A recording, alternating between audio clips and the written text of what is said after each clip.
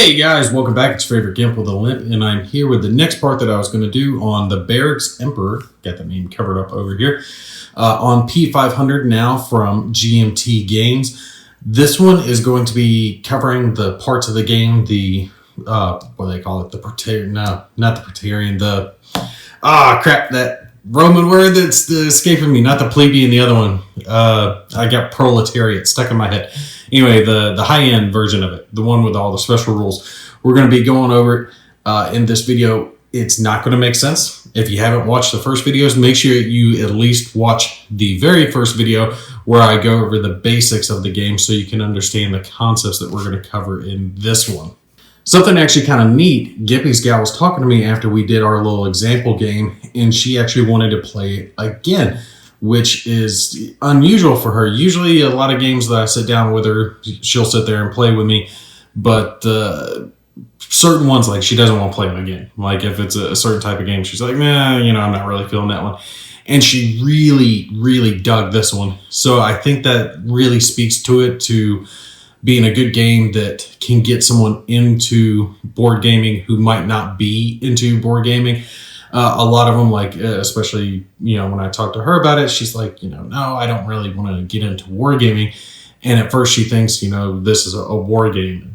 No, it's a card game, and it's actually a relatively easy card game.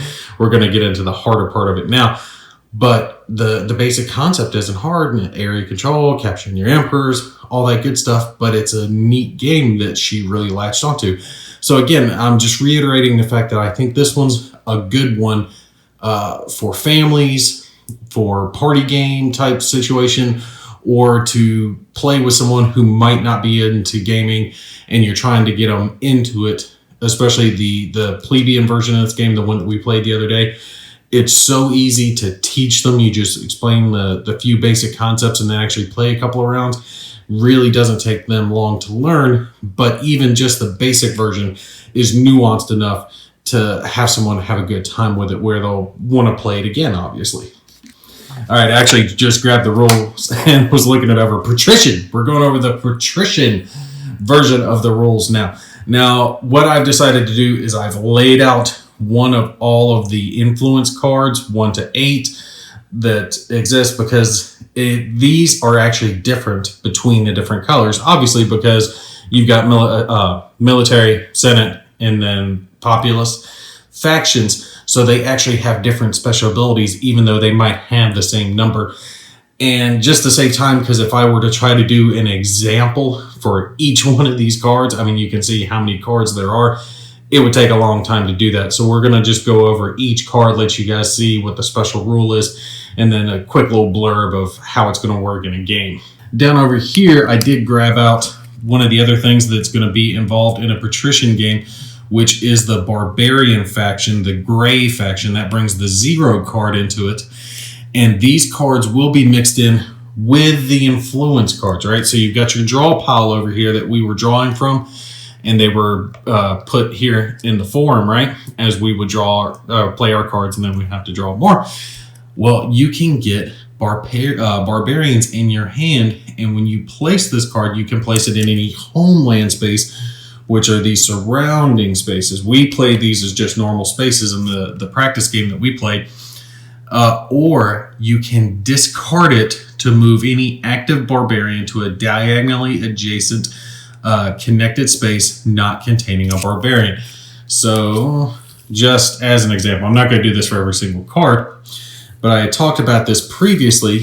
If you had a emperor here and there's a barbarian here, and you've got a barbarian in your hand, instead of playing this barbarian to a space on the board, you could discard the barbarian and move one that's on the board to a diagonal space. But it wouldn't have to be just in the homeland. Say there was a barbarian already here.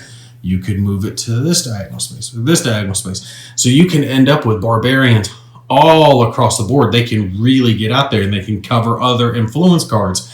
So if there was an influence card here, this barbarian moves in, it's covering that influence card. Now it's just changed the whole thing. And you remember with this game, it's about capturing that emperor, having each side be covered. And when you get into the fact that just adding barbarians alone changes up so much of the game with the way that they can be played, with either playing the barbarian or discarding to move barbarians can really affect things. So that's neat. I definitely like the barbarians. But let's take a look at the other cards here. I'll slide these emperors out of the way. Now the ones and the twos actually are very similar for all three colors. So we're not going to go over each one of those. Basically what they do is the ones allow you to add 1 to another influence card, and the twos allow you to add 2 to another influence card, right? Any influence card that's in play that is a legal space, you can add in. I'm not sure if they're going to use counters or little wooden blocks for this. It could be anything. But basically, it's just a marker that's representative of the fact that that card has now got a +1 on it, or a +2, just depending on whichever one of these that you place. So if you put that on a 3 card, you could be bumping a 3 from a 4 to a 5. And just like I said, it's those little nuances of trying to cancel out another card to make it to where the Emperor wins in a certain direction. That's the real key to this game. So the ones and the twos for all 3 colors rather, all do that. They all do +1s and +2s. Now let's look at our yellow 3. Our yellow 3 does, when resolving an Emperor involving this card's suit is always considered to match the Emperor's trump suit. So basically what that means, when you play this card, it is whatever color the Emperor is, which can very obviously change everything. Like when we were playing our game and I needed a yellow card for, the chance to capture a certain Emperor, I remember during the game. Well, this card can be kind of used like a wild card. If there's an Emperor that has 3 cards surrounding it, but none of its trump suit, well, then you can use this card to match whatever trump suit the Emperor is. The blue 3, at the end of your turn, you may draw the top card of the draw deck into your hand and then select 1 card from the forum as normal. So you get an extra card. The red 3, and like I said, I'm kind of going to go through this quick, showing you guys all the special abilities of the cards. Like I said, I can't do an example for everyone. It'll take forever to do that. But for the 3, the military 3, this card cannot be covered by a barbarian, nor moved, flipped, or removed by any special ability. So when you're playing the patrician version, when you put this card down, it's there, right? So a barbarian can't attack this card and take it over, or have it be moved by any other special ability from other cards on the board. The 4s are yellow 4. When resolving an Emperor involving this card, the trump suit of the Emperor is ignored. That will really change things up.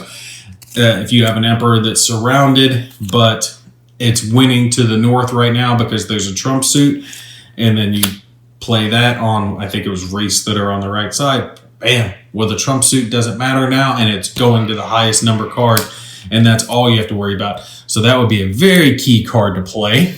Let's see, our blue 4. At the end of your turn, you may draw the top card of the draw deck in your hand and then select. So we saw something similar to that earlier. Let's see what our red 4 does. While resolving an Emperor, always consider this card even if it would match the value of another influence card. So in other words, this one, if there was another 4 involved with its Emperor, this one would still be considered. Now the other one would be canceled out, but this 4 would not be, okay? So that's a neat special ability. This 5, Mob, you may flip any other influence card adjacent to the Emperor you were playing on face down. That card is now considered to have no suit, no text, and a value of 0. So if there was a special card, a high card that was winning, or the trump suit that was right next to one of the Emperors, bam, you place this down, and now you've taken out that influence card. So that's an attack card. That's a good one.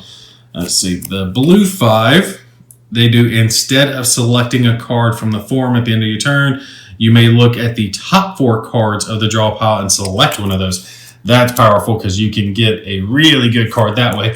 And you guys remember from our example game, playing the cards and trying to select the right ones from the forum was a very, very big deal. And for the red 5, flanking maneuver. After playing this card, you may swap it with any diagonally adjacent influence card.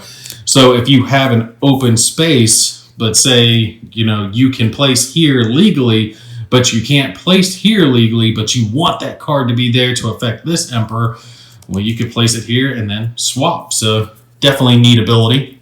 Let's look at our yellow 6. You may discard another populist influence card already played anywhere on the board. Now that's amazing. Basically, the populist, remember, are the yellow. And it doesn't say it has to be your populist, so you could place this to remove a card someone else had played. That is very powerful. And obviously, I think the higher numbers are going to have the more powerful abilities. I can never say this word. It was in another GMT game too. I call these the foederati. You may play this card in a legal space containing a barbarian. If you do, discard the barbarian and any influence card it was covering. So remember how I was talking about the barbarians can be moved diagonally? If you place this on top of it, they're effectively taking that out. So all the cards, the barbarian and any cards it was covering, are taken off the board. Red 6, another flanking maneuver. Is this the same one? After playing this card, yeah, you may swap it with a diagonally adjacent influence card. So some of these do have the same abilities, just on different numbers. Oh no, it looks like, yeah, 5 and 6 on the red both have flanking maneuver. So it wasn't same colors, different numbers. Or it was same color, different numbers. 7, you may prevent the use of optional abilities on influence cards played by other players until the start of your next turn. That is tremendously powerful. Imagine playing this down and then all special abilities are canceled until you get to go again. That can really screw up someone's game plan if they have a special ability that's really important for them to play. And our blue 7 is, you may play this card in a legal space containing a barbarian. If you do, put that barbarian in your scoring area and discard any influence card it's covering. Now that's awesome because remember, barbarians can be scored. In the partition version of the game, it's not just Emperor cards in the sets, it's also the Barbarian cards that can be scored because you can capture these in certain circumstances, and this is one of those ways that you can capture one of them. So you can get those Barbarians. The red 7, you may discard another influence card or Barbarian already adjacent to the Emperor you are playing on. Any card covered by a removed Barbarian remains. So basically, you can get rid of a barbarian that has covered a card that you want to be in play. So neat little back and forth ability there. Our highest levels are 8, the Pretender. You may place one of the set aside populist emperors in any unoccupied emperor space. Now what this is talking about is, remember at the very beginning when we were talking about it, there is this stack of 6 populist emperors that get separated out and they get set up here on a special space off to the side. That card allows these emperors to actually be put into the game. So an emperor could be brought into the game during the round instead of just in between rounds like you normally would have. So remember from the game that we were playing, it really changed it up because as emperors started to come off the board, we started to lose legal spaces to play. Because if you couldn't play on one of your sides, because there was no longer an emperor there, you might not be able to affect the other emperor that you were going for. So definitely in key 1 to be able to put emperors back in key positions. Our blue 8, yeah, if I can get it off the board. Come on for me, there we go. Blue 8, let's see what this is. Triumph. You may play this card in a legal space containing a barbarian. If you do, put the barbarian in your scoring area and discard any influence card that's covered. It's actually the same as the blue 7, so both of those have Triumph. And the 8 is the Praetorian Guard. You may play this card in a legal space containing an influence card. If you do, discard the previously played influence card. So red 8s can actually just take out Another influence card. That's awesome. I like that. I would have to try that ability out. So yeah, we just went over a whole lot of stuff as far as the game's concerned with all the special abilities. I will say, since there are so many different special abilities, I mean, some of the cards do have the same ability, 5 and 6 or 6, 7, whereas a couple of them do have the same, and all the ones in the 2s have the similar effect. But this is still a lot of different effects. I do like how they kind of went thematically as best as they could. Military type maneuvers are going to be on the red cards, and then population, like bringing in the extra emperors for the populace. The Pretender is down here with the populace faction. I like how they kind of tried to stay thematically with that. I will say, though, that the game it's not confusing. Like I said, it's one of those easy to learn, very hard to master type games. I would absolutely 100% recommend playing at least one plebeian game, if not a couple, just to get your head around it before you start trying to bring all this in. Because this is like going from tic-tac-toe to 3D chess. All right, there's a big difference between the basic level of this game, the plebeian version of the game, and then when you actually start adding in all the special abilities that you're going to find on these cards and the barbarians on top of it. Or maybe even do kind of like a middling, because I mean, it's your game, you can do whatever you want.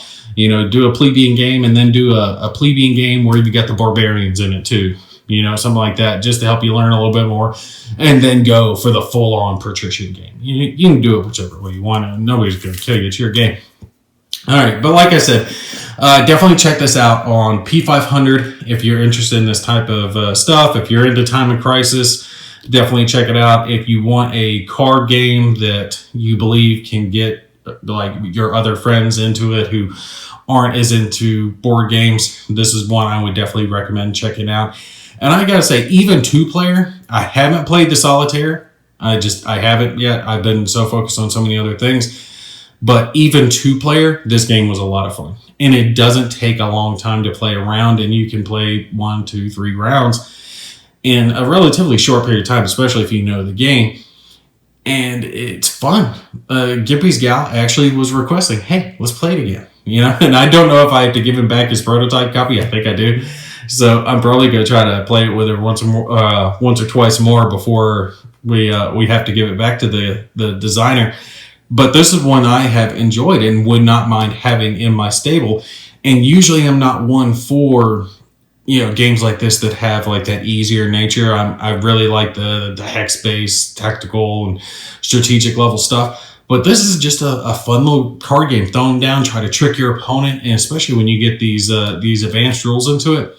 I'll see if I can get her to play a game with me doing the advanced rules. I don't know if she'll go for it, but I will try to get at least one more plebeian game up for you. But this is going to be the last specific video covering this. Make sure, like I said, check it out. GMT P500. It's up right now if you guys are interested. Feel free to put any of your questions, comments, or concerns, moan, bitches, gripes, complaints, and all that good stuff down below, and I will answer them if I can. You guys take care. I'll catch you in the next one.